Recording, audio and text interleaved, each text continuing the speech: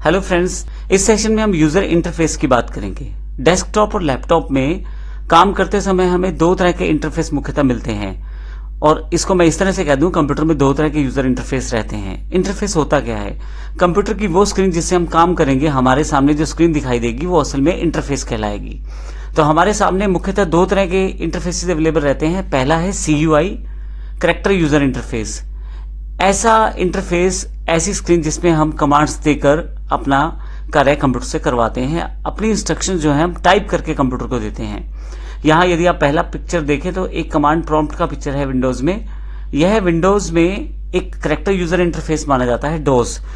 MS DOS, मैं यहाँ पे MS DOS की बात कर रहा हूँ। MS DOS एक कैरेक्टर यूजर इंटरफेस है, यानी कि CUI है। इसमें मैं कमांड्स दे के कोई भी काम कंप्यूटर से ले सकता हूँ। दूसरा इंटरफेस जो है वो ग्राफिकल यूजर इंटरफेस है, जिसमें हमारे पास आइकॉन्स या फोटोज या पिक्चर्स या शॉर्टकट्स या स्क्रीन या डेस्कटॉप के रूप में हमारे सामने काफी सारे ऑप्शंस रहते हैं। मुझे कोई भी काम लेने के लिए इनको प्रेस करना है, क्लिक करना है या होल्ड करना है। और यदि आप इसको इस तरह से समझे कि ग्राफिकल यूजर इंटरफेस जो विंडोज है वो हमारा एक ग्राफिकल यूजर इंटरफेस है, जबकि डोस जो है, अगर आपने डोस पे काम किया हुआ है तो डोस एक CUI यानी कि कैरेक्टर यूजर इंटरफेस है। मैं फिर से बताता हूं, कैरेक्टर यूजर इंटरफेस, इसमें इनपुट यूजर द्वारा दिए जाने वाले इंस्ट्रक्शन, कमांड या कैरेक्टर को कीबोर्ड द्वारा टाइप करके हमें देना है। डोज या CUI एग्जांपल्स हैं जो कमांड्स और इंस्ट्रक्शंस को हम लोग टाइप करके कंप्यूटर को देते हैं।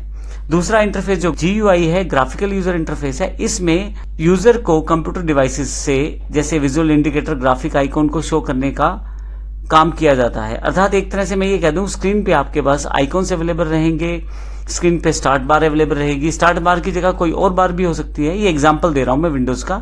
इसके अलावा डेस्कटॉप स्क्रीन अवेलेबल रहेगी, डेट टाइम आपके सामने इंडिकेटेड है, यानी कि आप माउस से वो सब चीजें देख के क्लिक कर सकते हैं।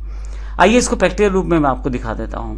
यदि आप विंडोज 10 का प्रयोग कर रहे हैं तो यहाँ पे स्टार्ट बार पे आ जाएं और यहाँ पे आप कमांड टाइप करें तो आपके पास कमांड प्रॉम्प्ट आ जाएगा। अगर मैं इसे क्लिक कर दूं तो मेरे सामने जो इंटरफेस खुलेगा एग्जैक्टली ये CUI इंटरफेस है, कैरेक्टर यूजर इंटरफेस। ये मैं फुल स्क्रीन कर लेता हूं इसे। यहाँ पे एक्चुअली कमांड देकर मुझे कोई भी काम लेना है कंप्यूटर से, तो ये कमांड्स मैं कीबोर्ड के जरिए इसे दे सकता हूं। जैसे एग्जाम्पल मैं यहाँ CD डॉट करता हूं तो एक स्टेप बैक डायरेक्टरी आ जाएगी। तो इस तरह से मैं अगर CD ISST करता हूं, असल में डायरेक्टरी का मतलब यहाँ फोल्डर से है, तो ये करता हूं तो फिर से मैं एक अलग फोल्डर में आ जाता हूं। तो मुझे फोल्डर में जाने के लिए कमांड्स का प्रयोग करना पड़ा है, CD डॉट उस फोल्डर से बाहर आने के लिए और CD फिर से उस फोल्डर में जाने के लिए। CD का फुल फॉर्म होता है चेंज डायरेक्टरी। तो ये एक CUI यानी कि कमांड यूजर इंटरफेस का एग्जाम्पल है। ये MS DOS है जो मैंने प्रयोग किया है एग्जाम्पल के लिए। इसके अलावा यदि आप, मैं इसे हटा देता हूं स्क्रीन से मिनिमाइज करके, मेरे पास यहाँ पे डेस्कटॉप की स्क्रीन अवेलेबल है। ये जो है मेरे पास GUI है, यानी कि ग्राफिकल यूजर इंटरफेस। इसमें हर चीज अगर आप देखें तो आइकॉन्स में अवेलेबल है। माउस लेके जाएंगे तो पता रहेगा कि आपके पास कौन सा आइकॉन यहाँ पे है। नीचे की तरफ यहाँ पे स्टार्ट बार दी गई है, डेट टाइम दिया गया है, पीछे बैकग्राउंड में एक वॉलपेपर सेट है। तो ये एक ग्राफिकल यूजर इंटरफेस का एग्जाम्पल है जिसमें मैं माउस के साथ देख कर क्लिक करके अपना काम ले सकता हूं, जबकि CUI में आपके पास कीबोर्ड ही अवेलेबल रहता है कमांड देने के लिए। तो दोनों में ये डिफरेंस है। तो इस तरह से बात की जाए तो कंप्यूटर से जब कोई कार्य हमें लेना है तो दो तरह के इंटरफेसेस मुख्यतः रहते हैं, CUI और GUI। मैं आपको ये भी बता दूं, CUI यानी कि कैरेक्टर यूजर इंटरफेस इस समय ज्यादा प्रचलन में नहीं है।